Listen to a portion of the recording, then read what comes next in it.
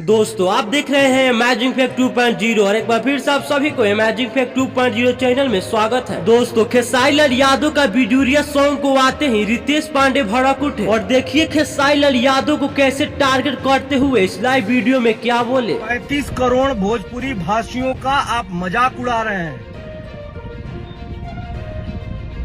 ये अब नहीं चलेगा।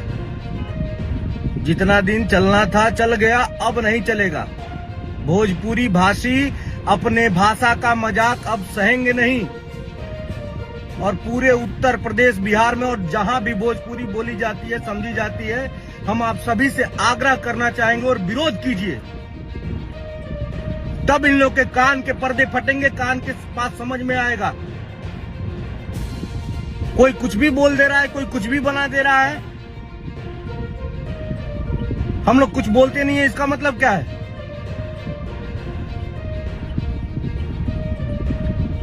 तो दोस्तों आप इसके बारे में क्या कहना चाहते हैं नीचे कमेंट करके जरूर बताइएगा। और अभी तक चैनल को सब्सक्राइब नहीं किए हैं तो प्लीज सब्सक्राइब करके बेल आइकन को दबा लीजिए। मिलते हैं फिर से अगले वीडियो में, तब तक के लिए जय हिंद जय भारत।